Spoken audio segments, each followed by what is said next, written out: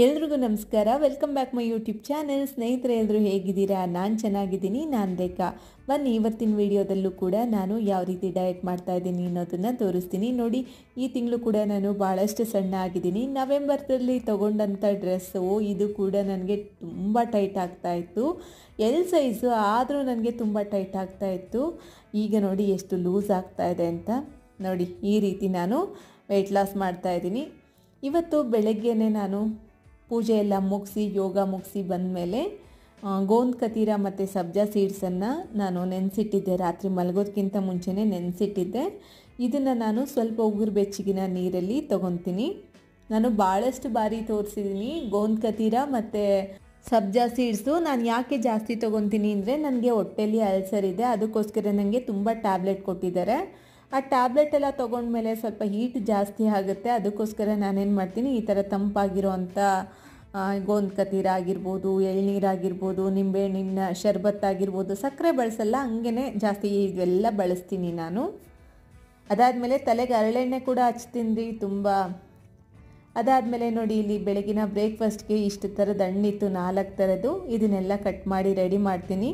ಈ ಹಣ್ಣು ತಂದಾಗ ನನಗೆ ತಲೆಯಲ್ಲಿ ಇದ್ದಿದ್ದು ಫ್ರೂಟ್ ಕಸ್ಟರ್ಡ್ ಮಾಡಬೇಕು ಅಂತ, ಆದರೆ ಟೈಮ್ ಇರಲಿಲ್ಲ ನನಗೆ. ಹಂಗಾಗಿ ಇದನ್ನೆಲ್ಲ ಕಟ್ ಮಾಡಿಕೊಂಡು ಸ್ವಲ್ಪ ಸ್ವಲ್ಪ ಕ್ವಾಂಟಿಟಿಲಿ ನಾನು ಇಷ್ಟು ಹಣ್ಣು ತೊಗೊಂಡಿದ್ದೀನಿ. ಇದು ನನ್ನ ಬೆಳಗಿನ ಬ್ರೇಕ್ಫಾಸ್ಟು. ಇವತ್ತು 1 ಗಂಟೆಗೆ ಊಟ ಮಾಡ್ತಾ ಇರೋದು.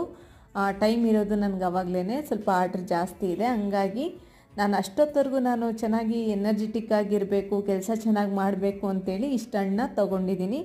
ಇದು ನನ್ನ ಬ್ರೇಕ್ಫಾಸ್ಟ್ ಬೆಳಗಿನ. ಅದಾದಮೇಲೆ ರಾತ್ರಿ ನಾನು ಪನ್ನೀರ್ ಮಾಡಿಟ್ಟಿದ್ದೆ. ನನಗೆ ಯಾವಾಗಲೂ ನನಗೋಸ್ಕರ ಬಳಸೋದು ಹೋಮ್ ಮೇಡ್ ಪನ್ನೀರ್ನೇ.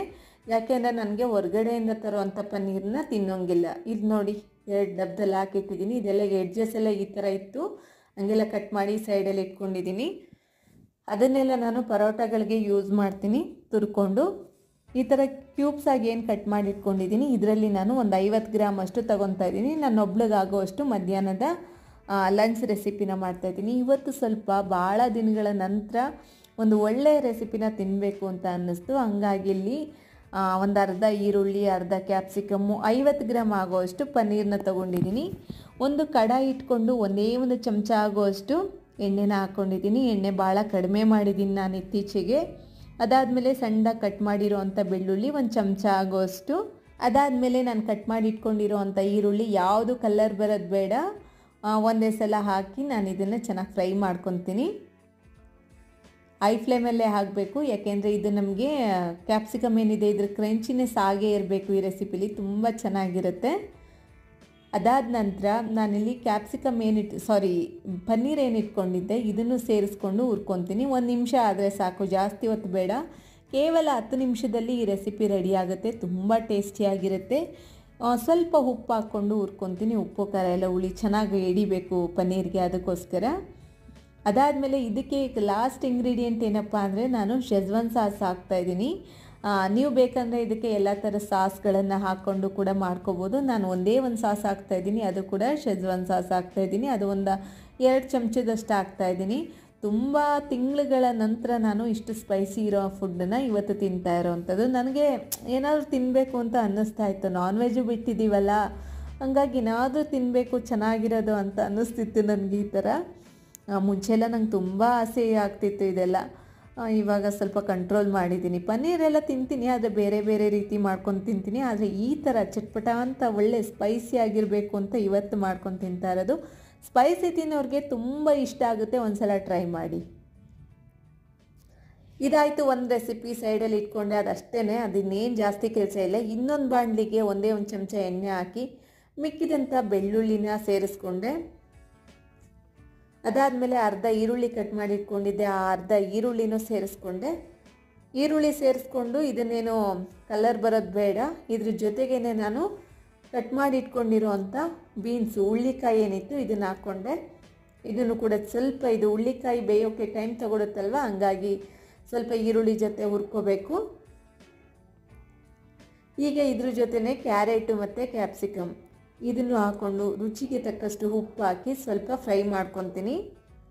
ಈ ತರಕಾರಿ ಏನಿದೆ ಸ್ವಲ್ಪ ಸಾಫ್ಟ್ ಆಗಲಿ ಅಷ್ಟೇ.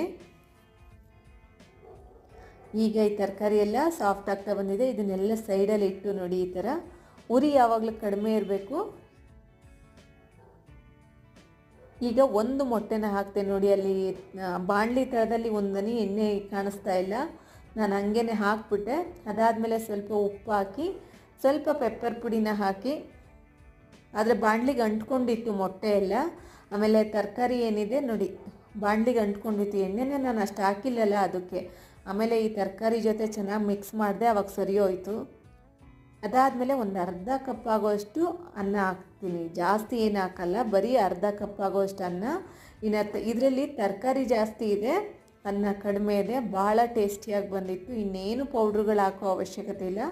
ಇದು ಕೂಡ ರೆಡಿ ಆಯಿತು. ಈಗೇನಿದ್ರು ಮಧ್ಯಾಹ್ನದ ಲಂಚ್ನ ಶುರು ಮಾಡುವಂಥ ಸಮಯ. ಭಾಳ ಟೇಸ್ಟಿಯಾಗಿ ಬಂದಿತ್ತು. ಇವೆರಡು ರೆಸಿಪಿನ ಟ್ರೈ ಮಾಡಿ, ತುಂಬ ತುಂಬ ತುಂಬ ಇಷ್ಟ ಆಗುತ್ತೆ. ಎಷ್ಟೊಂದು ತರಕಾರಿ ಹಾಕಿದ್ದೀನಿ ನೋಡಿ. ಅದ್ರ ಜೊತೆ home made paneer chilli paneer, ಇದು ಭಾಳ ಟೇಸ್ಟಿಯಾಗಿ ಬಂದಿತ್ತು. ಮಧ್ಯಾಹ್ನ ಅಂತೂ ನನಗೆ ಸೂಪರ್ ಊಟ.